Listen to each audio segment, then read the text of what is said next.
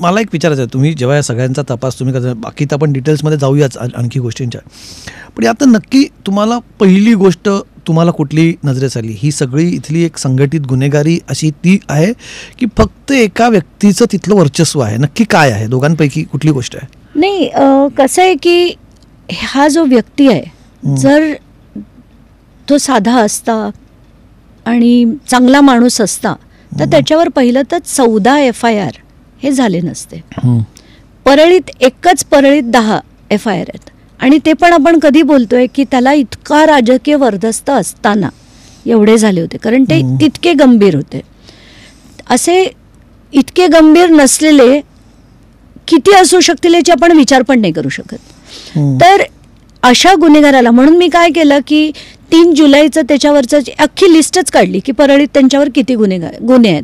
ते 10 FIR आहेत, त्याच्यात 23 सेक्शन्स लागले आहेत, काही सेक्शन्स अनेक वेळा लागल्यामुळे एकूण 45 सेक्शन्स तर या फक्त परळीमधल्या FIRsमध्ये आहेत.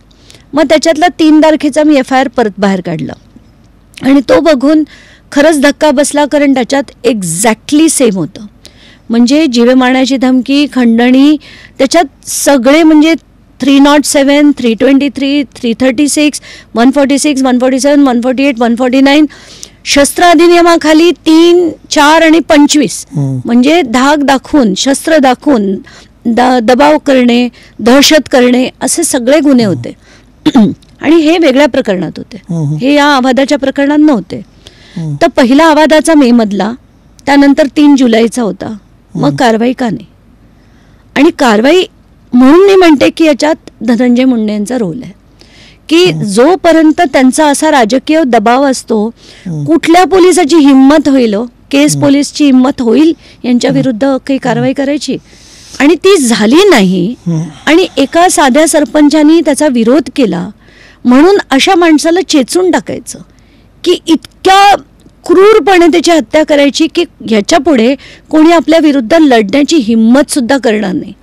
ही जी दहशत आहे ना, ती इतकी घाण आहे, इतकी विकृत आहे की म्हणून मी ठरवलेलं की याच्या विरुद्ध लढायचं. आणि कसं झालं, जेव्हा मी अधिवेशनात फडणवीस बोलत होते तेव्हा त्यांची मुलगी आणि भावाची जी प्रतिक्रिया, बरोबर एक अधिवेशनाचा एक साईडला होता आणि दुसऱ्या साईडला भाऊ आणि मुलगी ऐकताना दाखवत होते.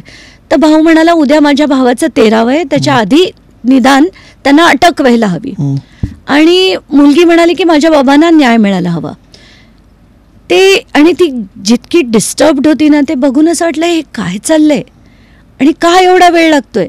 9 तारखेचं प्रकरण आहे आणि गायब झाले ते लोक आणि मिळत नाहीये, तसं कसं होईल शक्य?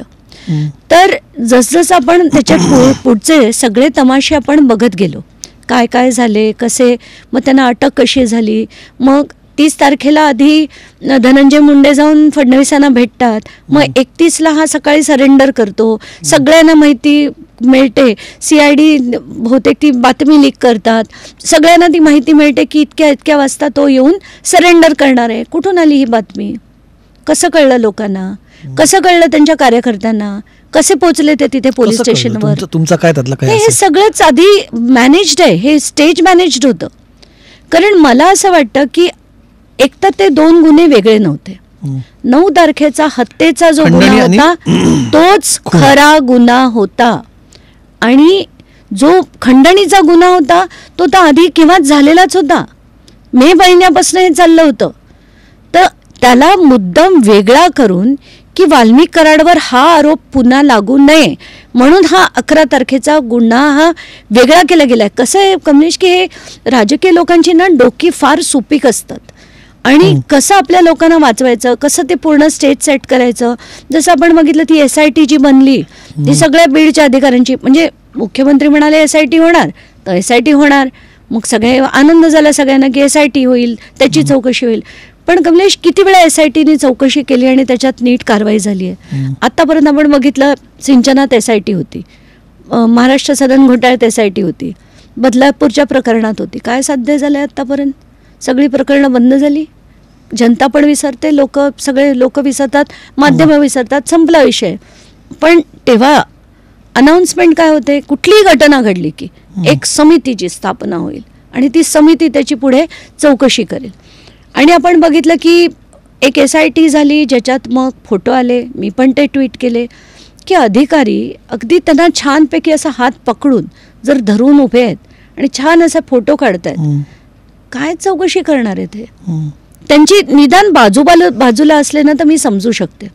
तो अधिकारी त्यांना असं छान हाताने पकडलेलं आहे, हा अधिकारी त्यांची चौकशी करेल का? आणि त्यांच्यावर असलेला खुनाचा गुन्हा सिद्ध होईल का? कसं शक्य आहे हे? मग आपण बघितलं की आपण जसे फोटो ट्विट केले, मग ते 4 अधिकारी बदलले गेले. मग पुन्हा मला मुख्यमंत्र्यांना लिहावं लागलं की ही अख्खी SIT चुकीची आहे, बीडचे अधिकारी त्यांची चौकशी करूच शकत नाहीत, अख्खी SIT डिसबँड करा. म्हणून ती SIT नंतर डिसबँड केली. तेवढं तरी आमचं ऐकलं, हे खरंच मोठी गोष्ट आहे. आणि ती डिसबँड झाली आणि बाहेरचे अधिकारी आणले. मग पण त्याचा तपास बघितला. आधी काय तर CIDची 9 पथकं पाठवली आणि त्यांची सगळ्यांची प्रॉपर्टीज जप्त केल्या. अरे नको आहेत ना आम्हाला त्यांच्या प्रॉपर्टीजचा नंतर EDला सांगा ना तुम्ही शोधायला. CIDचं काम काय आहे? पहिले तुम्ही कॉल रेकॉर्ड्स काढा, व्हॉइस सॅम्पलिंग करा, खरंच ते आवाज गेले होते की नाही हे सगळं बघा. पण कसं आहे की उगाचच काहीतरी बातम्या देत राहायच्या. आणि मला आधीपासून कसं कळलं की हे वाल्मिक कराडच आहेत 2 गोष्टींमधनं. एक मुख्यमंत्री अधिवेशनात बोलले, त्यांनी नाव घेऊन सांगितलं की वाल्मिक कराड यांच्यावर आत्ता खंडणीचा गुन्हा आहे आणि जर ते ह्या प्रकरणात सुद्धा असतील तर त्यांच्यावर मको का लावणार आम्ही. हे जेव्हा म्हणाले तेव्हा पहिली बेल आपली हे होते की एखादा गृहमंत्री असं विधान कधीच करणार नाही, त्याच्याकडे तेवढी माहिती असल्याशिवाय. काहीतरी माहिती एक्झॅक्टली. आणि दुसरं म्हणजे त्यांनी जेव्हा त्या प्रॉपर्टीज जप्त केल्या तेव्हा सगळ्या आरोपींच्या प्रॉपर्टीज जप्त होतील आणि त्याच्यात कराडांच्या झाल्या. कराडांच्या काही खंडणीच्या गुन्ह्यात प्रॉपर्टी जप्त होत नाहीत आणि 2 कोटीच्या त्याच्यापैकी 1 कोटी दिले होते, तर त्या 1 कोटीच्या खंडणीसाठी कोणी अख्खी कोणाची प्रॉपर्टी जप्त करत नसतं. तर त्याच्यावरनं सुद्धा एक ते इंडिकेशन मिळत होतं की डेफिनेटली थोडंसं कदाचित म्हणजे डायव्हर्जन, पण ते ऑलरेडी EDच्या रडारवरती आहेच ना वाल्मिक कराड. नाही, ते नंतर आपल्याला कळलं ना, आपल्याला कुठे माहिती होतं, आधी कुठे माहिती होतं.